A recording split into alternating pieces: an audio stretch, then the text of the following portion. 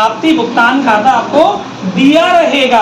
आपने income and expenditure account बनाना है, old balance sheet बनानी है, न्यू बैलेंस शीट बनानी है। ये ही मैक्सिमम आता है इस चैप्टर में। इनकम एंड एक्सपेंडिचर अकाउंट बनाना है from the help of receipt and payment account. Old balance sheet बनानी है और न्यू बैलेंस शीट बनानी है। वीडियो बनाना बहुत जरूरी है, बिल्कुल भी बोलना मत, ठीक है? नहीं तो मैं चल। ये हो गया आपका receipt and income and expenditure account. बेटा मैं अगर चला गया ना तो मैं 2 दिन तक वापस नहीं आऊंगा, ये ध्यान रखना। मेरे नियम है पीछे के, जिस बैच से मेरे दिमाग के हट के मैं उसे पढ़ाता नहीं हूँ, या फिर मैं ही चला गया तो उस बैच में से, क्योंकि अभी आपको ये पता नहीं है कि कितनी मेहनत करवानी है आपको मुझसे भी। और 1-2 बच्चों की वजह से बैच का माहौल नहीं खराब होना चाहिए, हटा दो उन बच्चों को, हमें नीड नहीं बच्चों की।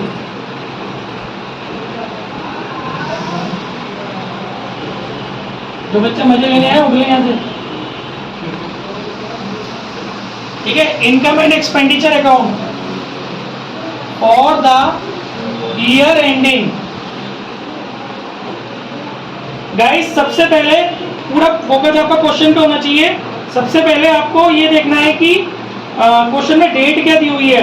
इसमें दी है 31 मार्च 2020।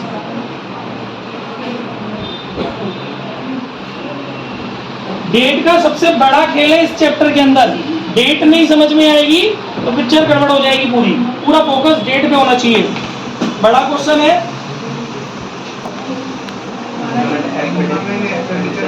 और क्या बनाने वाले हैं?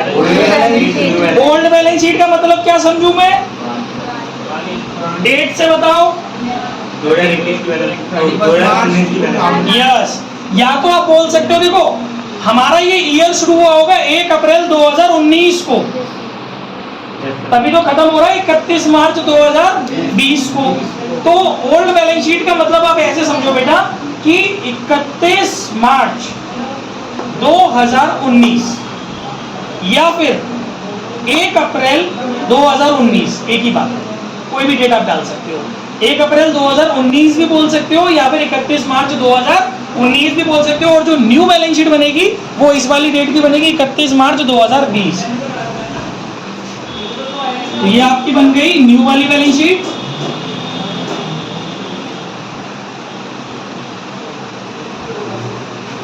Balance sheet as on March 31 2020। और एक बैलेंस शीट आपकी बन गई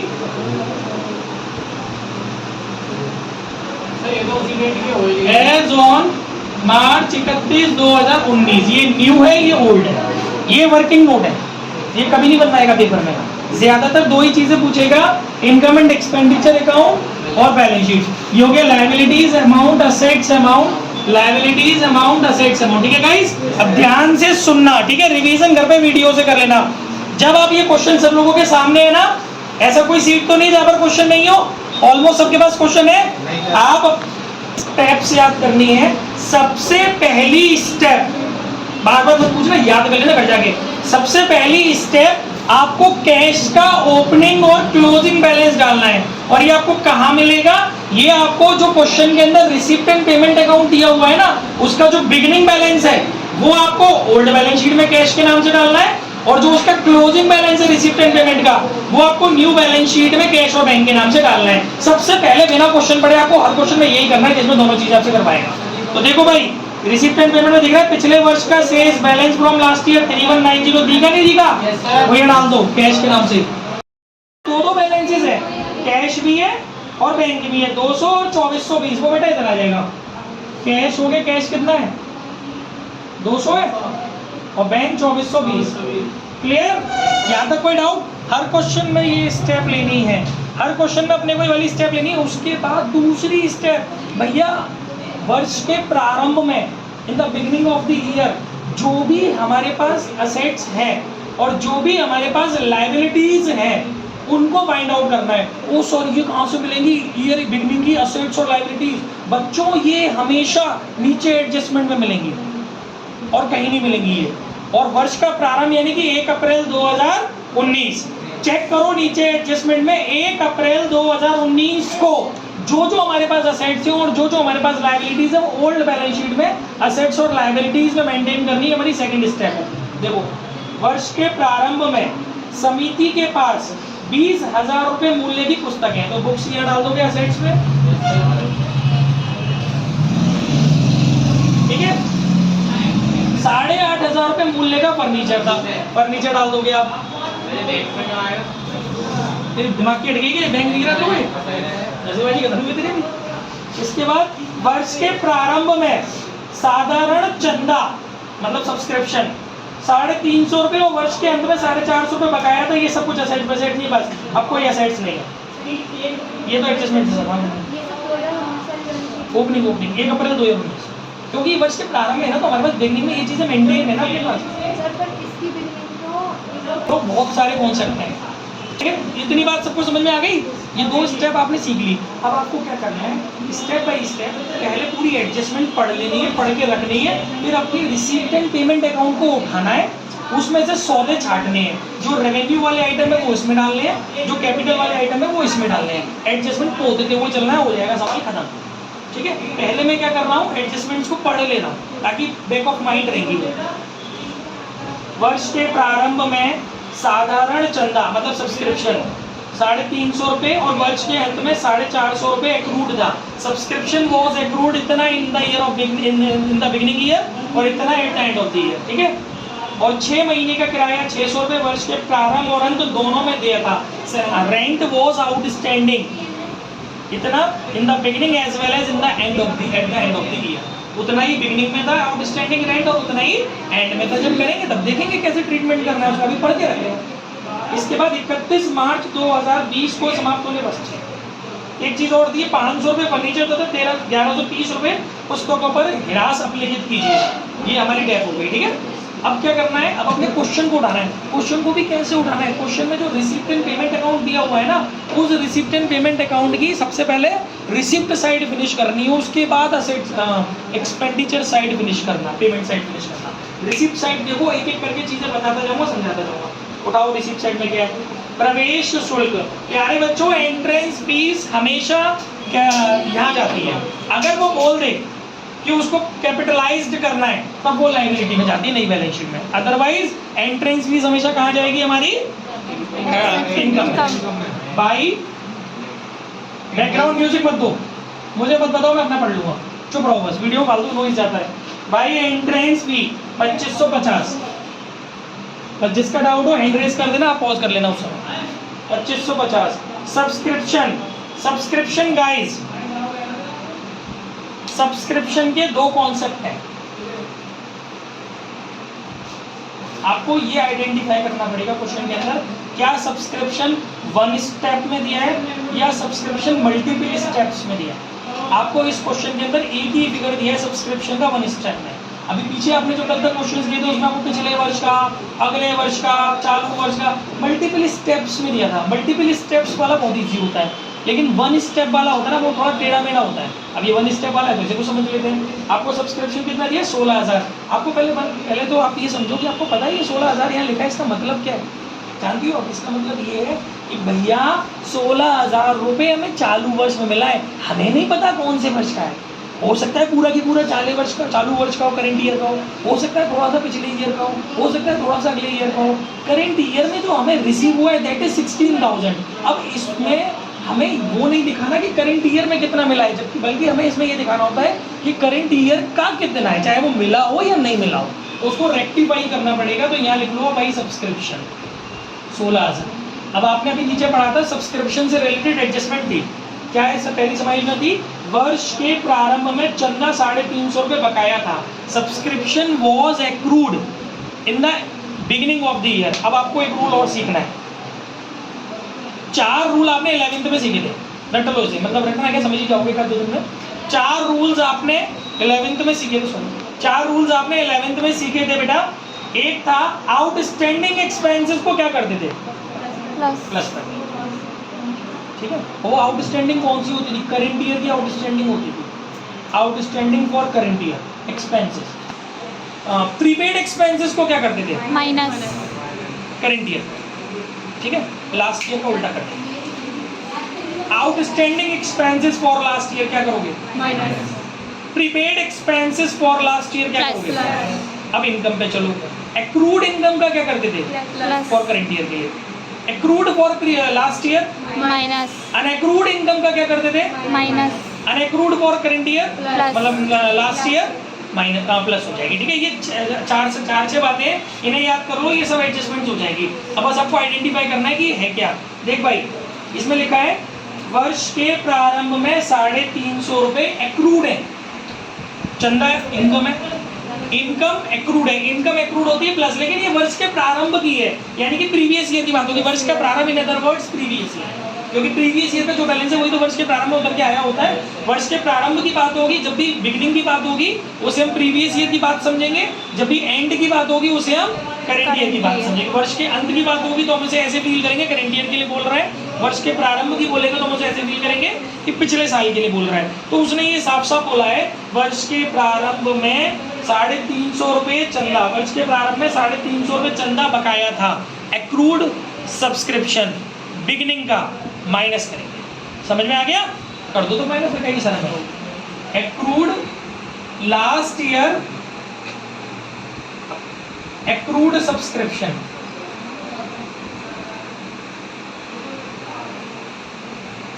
ठीक है बच्चों। अच्छा एक बात बताओ, एक्रूड सब्सक्रिप्शन को आप लोग बैलेंस शीट में कहां दिखाते थे? करंट ईयर की एक्रूड कहां दिखाते थे? करंट ईयर की एसेट्स में। तो प्रीवियस ईयर की एक्रूड कहां दिखाओगी? प्रीवियस ईयर की बैलेंस शीट की एसेट में तो दिखा दो। क्या की शर्म कर रही हो? दिखाओ लास्ट ईयर एक्रूड सब्सक्रिप्शन 350। साथ साथ बनाएंगे सब कुछ, नहीं तो रह जाएगा, लफड़ा पड़ जाएगा। समझ में आ गया? करंट ईयर के सौदे करंट ईयर की बैलेंस शीट में, प्रीवियस ईयर के सौदे प्रीवियस ईयर की बैलेंस शीट में, खत्म कहानी। आगे बढ़ते हैं, एडजस्टमेंट एक और है सब्सक्रिप्शन की एडजस्टमेंट। 450 रुपए वर्ष के अंत में बकाया थे। बकाया माने एक्रूड, इनकम का एक्रूड अंत में यानी करंट ईयर में, करंट ईयर का एक्रूड प्लस करते प्लस करते प्लस करते। इस वीडियो को सुन के घर पे जाकर नोट्स बना लियो। करंट ईयर के एक्रूड को प्लस करते तो प्लस कर दो।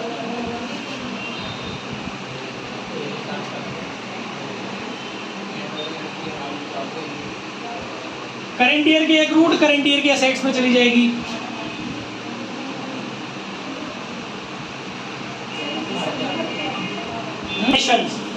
गाइस डोनेशन की अगर बात करें, डोनेशन के दो कॉन्सेप्ट है, कुछ नहीं लिखा हो, जर्नल डोनेशन मानेंगे यहाँ आ जाएगी इनकम है, पर्पस आ जाए डोनेशन का तो यहाँ ले आना लायबिलिटी हो जाएगी, बात खत्म हो जाती है। डोनेशन की क्या पिक्चर है? 1650 कुछ है डोनेशन पे, एडजस्टमेंट नहीं है तो यहाँ दिखा दो डोनेशन बाई डोनेशन। इसके बाद तमाशे से लाभ, प्रॉफिट फ्रॉम एंटरटेनमेंट 420, तमाशेबाजी हुई कुछ इसमें by profit from entertainment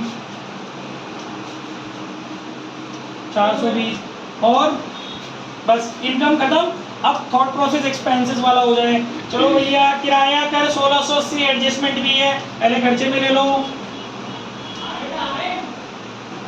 rent and tax, tax कितना दिया? 1620 80 1680। उसने क्या बोला था? उसने बोला था 6 महीने का किराया, फॉरगेट इट 6 महीने, बिकॉज पर मंथ के हिसाब से नहीं दिया। ब्रैकेट में लिखा होता 600 रुपए प्रति माह, तो 6 महीने मैटर करते थे। 6 महीने केवल एक इन्फॉर्मेशन है, भूल जाओ, क्योंकि आपको ओवरऑल अमाउंट निकला हुआ दिया है 600 रुपए। 600 रुपए वर्ष के प्रारंभ में और वर्ष के अंत दोनों में देय है। देय है तो ड्यू है, ड्यू है तो आउटस्टैंडिंग है। आउटस्टैंडिंग एक्सपेंसेस प्लस करते हैं करंट ईयर वाला, और बिगिनिंग वाला होता है तो माइनस करते हैं, दोनों सेम अमाउंट से है तो दोनों कांड होंगे इसमें। पहले इसमें outstanding rent, outstanding for current year, या इतना ही लिख दे, 600 रुपए जोड़ दे तो 2280। और करंट ईयर के आउटस्टैंडिंग एक्सपेंसेस कहाँ जाते थे? सीधा बैठ, करंट ईयर के आउटस्टैंडिंग एक्सपेंसेस कहाँ जाते थे? लायबिलिटी में। सीधा बैठ जाए, उठ जाएगा नहीं तो कितना बैठा है कोई, बस outstanding expenses at the end in the beginning, या एक काम करो ऐसे लिख लो, last year outstanding rent and tax, ठीक है ना? 600 रुपये, वो हो जाएंगे माइनस, वापस वही चीज़ आ गई 1680, पर दिखानी तो थी क्योंकि लॉजिक को लेके चलोगे तो गड़बड़ नहीं करेगा मामला। और करंट ईयर की आउटस्टैंडिंग कहाँ दिखाते हो? करंट ईयर की लायबिलिटी में। एक्सपेंसेस की बात करें तो लास्ट ईयर की आउटस्टैंडिंग कहाँ दिखाओगे? लास्ट ईयर की लायबिलिटी में।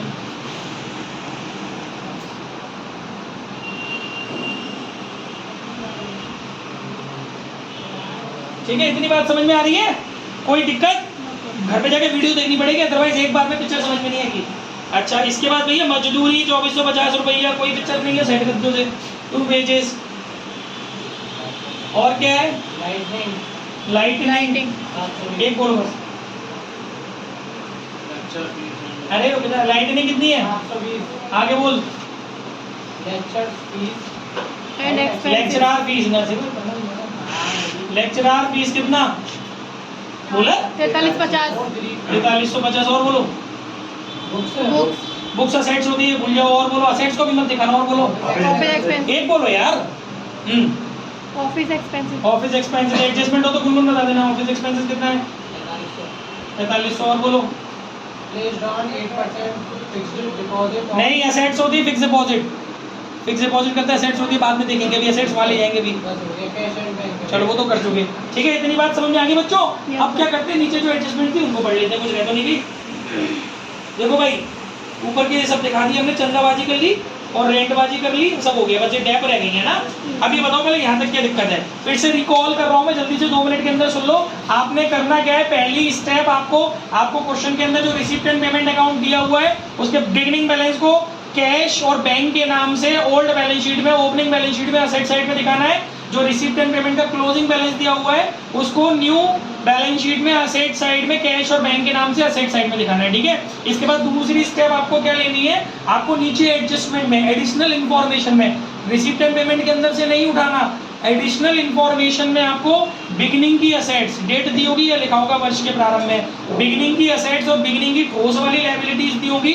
असेट्स को ओपनिंग बैलेंस शीट में असेट्स में दिखा देना, लायबिलिटीज को ओपनिंग बैलेंस शीट में लायबिलिटीज में दिखा देना। उसके बाद आपको सारी एडजस्टमेंट एक बार पढ़ करके दिमाग में रख लेनी है।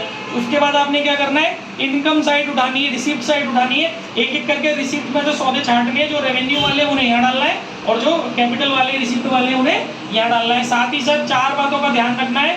बात अगर करते हैं इनकम की, तो करंट ईयर की एक्रूड, इसमें अगर नीचे एडजस्टमेंट में कुछ है, करंट ईयर की एक्रूड जो होगी वो प्लस होगी, लास्ट ईयर की एक्रूड माइनस होगी। करंट ईयर की एक्रूड जो होगी वो नई वाली बैलेंस शीट में असेट्स में जाएगी, लास्ट ईयर की जो एक्रूड होगी वो ओल्ड वाली बैलेंस शीट में असेट्स में जाएगी। On the other hand current year की अनएक्रूड इनकम होगी वो माइनस होएगी और लास्ट ईयर अनएक्रूड इनकम होएगी वो प्लस होएगी। करंट ईयर की अनएक्रूड इनकम आपकी लायबिलिटी में जाएगी, नई वाली बैलेंस शीट में। लास्ट ईयर की अनएक्रूड इनकम आपकी ओल्ड वाली बैलेंस शीट में लायबिलिटी में जाएगी। इसके बाद जब आपकी इनकम साइड खत्म हो जाएगी फिर आपको लपक के आ जाना है पेमेंट साइड में। पेमेंट साइड में 2 तरीके के सौदे देखने को मिलेंगे, आयगत और पूंजीगत। पूंजीगत वालों को बने रहने देना है वहाँ पर, आयगत वाले सौदे उठा लेने हैं, आयगत वाले सारे खर्चे यहाँ डालने हैं। साथ ही साथ उसमें एडजस्टमेंट्स को भी ओवरलैप करते हुए चलना है। लाइक उसमें करंट ईयर से रिलेटेड आउटस्टैंडिंग होगी, उसमें आपको प्लस करना है एक्सपेंसेस को, और साथ ही साथ उस करंट ईयर के आउटस्टैंडिंग एक्सपेंसेस को न्यू वाले बैलेंस शीट में लायबिलिटीज में दिखाना है।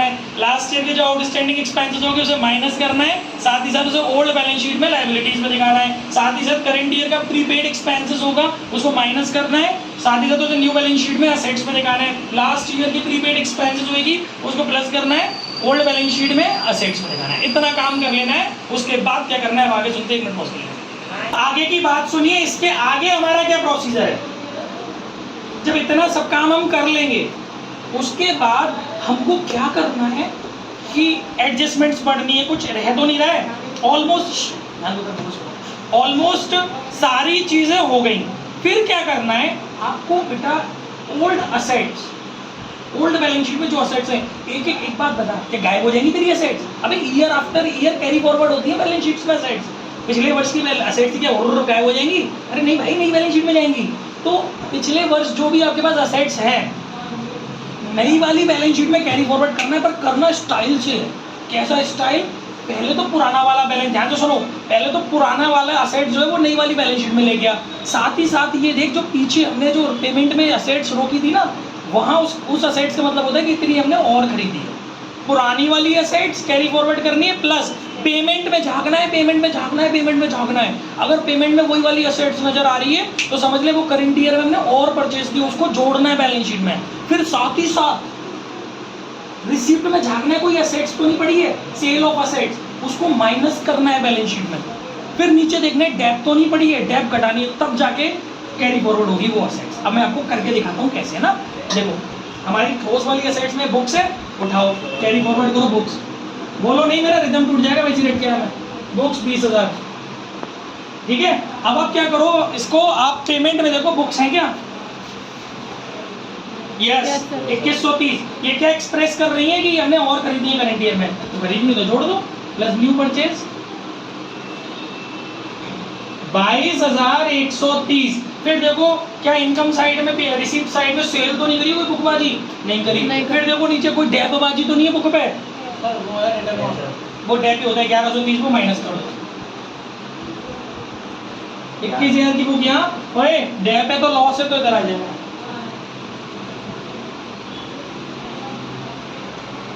समझ में आ गया, ये प्रोसीजर लेके चलना है। अब आ जाओ यही प्रोसीजर फर्नीचर के साथ। देखो नई खरीदी है क्या कोई फर्नीचर, नहीं खरीदी है। देखो सेल करी है क्या, नहीं करी है। देखो नीचे डेप है क्या, है 500,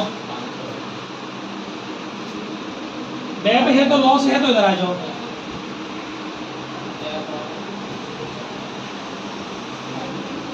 ठीक है, इसके बाद देखो बेटा ये सब तो सौदे एडजस्टमेंट के थे, छोड़ो इसे, ठीक है। अब इसके बाद क्या करना है, इसके बाद आपको फिर से अपना पेमेंट साइड झांकना है। कोई नई वाली असेट्स तो नहीं इस बार मन करके खरीद ली हो, वो भी नई बैलेंस शीट में डालनी पड़ेगी, पेमेंट में मिलेगा वो सौदा हमेशा।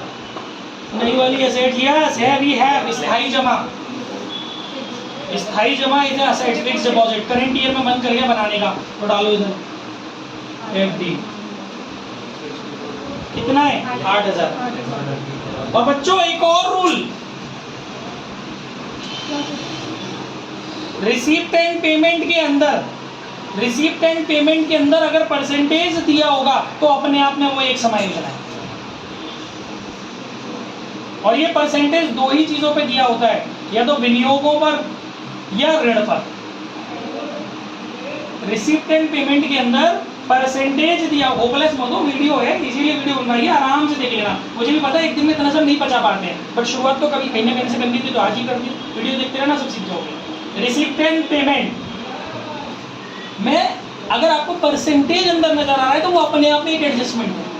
और दो ही चीजों पे ये परसेंटेज होता है, या तो इन्वेस्टमेंट पे होता है या लोन पर होता है। इन्वेस्टमेंट पर होगा तो एक्रूड इंटरेस्ट की एडजस्टमेंट है वो, और लोन पर होगी तो आउटस्टैंडिंग इंटरेस्ट की एडजस्टमेंट है वो। यहाँ पर आप देखिए FD is a type of investment. आपने फिक्स डिपॉजिट खरीदे ना करंट ईयर में, कितने के खरीदे बेटा, 8,000 रुपए के। कब खरीदे हैं, 1 अक्टूबर 2019 को। कितने महीने इस साल टिके रहे, अक्टूबर नवंबर दिसंबर जनवरी फरवरी मार्च। क्या परसेंट की ब्याज मिलनी बाकी है, 8%। तो आप इसका परसेंटेज निकालो, 8,000 का 8% 6 महीना का, 8 × 64 320। क्यों 8 × 64 320 सही है, ठीक है। ये हो गई आपकी एक्रूड इंटरेस्ट की एडजस्टमेंट। गलत है क्या, नहीं तो सही है। और वो आप इसमें जोड़ देना, इंटरेस्ट में इंटरेस्ट जोड़ देना, plus accrued interest on FD.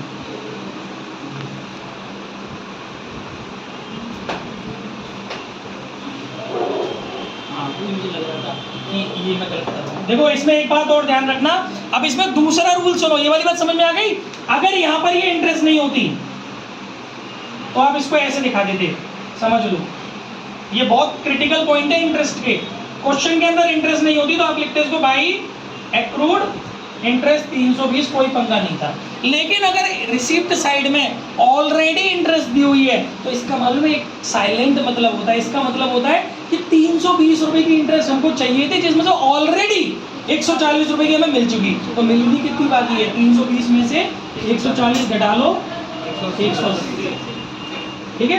तो आप इसको अब इस तरीके से दिखाओगे कुछ, बाई इंटरेस्ट 140 मिल चुकी प्लस एक्रूड इंटरेस्ट, और एक्रूड है तो आपको पता है नई बैलेंस शीट में चला जाएगा, एक्रूड इंटरेस्ट 180। क्लियर हो गया। तो ये भी बात ध्यान रखनी कि ऑलरेडी इंटरेस्ट उसमें है क्या, मतलब उतना सेगमेंट हमें मिल चुका। 320 है ना। हाँ, तो जिसमें से 140 रुपये मिल चुकी ना, तो वो दिखा तो दी ना, तो बची हुई 180, ओवरऑल 320 चाहिए। अच्छा, और क्या रहता है भाई, और कोई नया सौदा तो ना ने? ठीक है, इसमें एक चीज थी, आजीवन सदस्यता शुल्क, लाइफ मेंबरशिप फी थी ना, Yes, sir. वो हमारी लाइबिलिटी होती है, कैपिटल रिसिप्ट होती है, डाल दो। लाइफ टाइम, यूपी बोर्ड में इसको अलग डालते हैं, सीबीएसई बोर्ड में से कैपिटल में जोड़ देते हैं। लाइफ टाइम मेंबरशिप फी कितना है, 2500। Yes, sir. और देखो कुछ रह रहा हो, कुछ नहीं रह रहा। अब सर 2500 ये 2550 नहीं है। ठीक है, अब क्या करना है, सारे अट्ठे पंजे लड़ गए, अब लास्ट में क्या करना है, इनको क्लोज करना है, और क्लोज भी बहुत शानदार तरीके से करना है। पहले आपको ओल्ड बैलेंस शीट क्लोज करनी है हमेशा। पढ़ लियो कल जाके, कल के समय पे नहीं आ रहा, सर क्या कर लेंगे हमें, 20 और 3 23 और 8 31 और 31 850 950 और 100 32,040 चेक कर लियो भैया।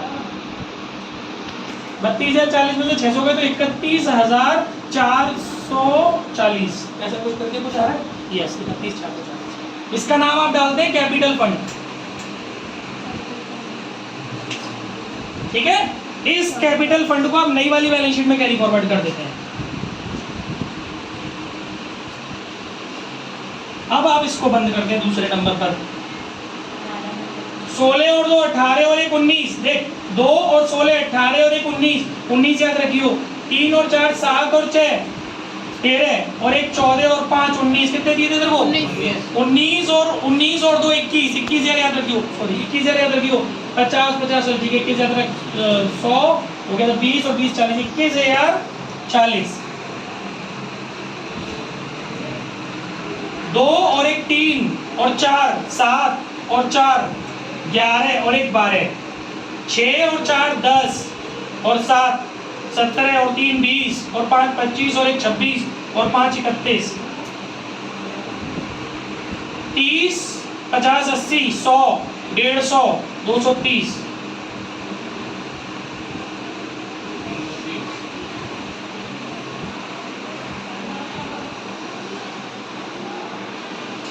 $5710 है क्या?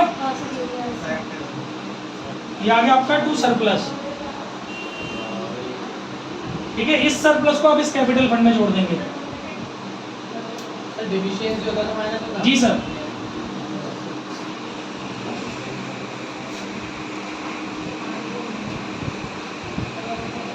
ठीक है, अब इसको जोड़ो, भगवान का नाम लेके आना चाहिए। 25 और 6 31 31 37 और 3 40,000 100 250 40,000 250, देखिए कुछ मैच हो रहा है क्या? यस सर यही है। ठीक है, 2400 और 2 2600 और 4 3,070 3,070 70 को रख ले, 3,024 21 और 3 24 24 और 8 24 और 8 32 32 और 8 40 40,000 70 और 180 250। पॉज कर ले।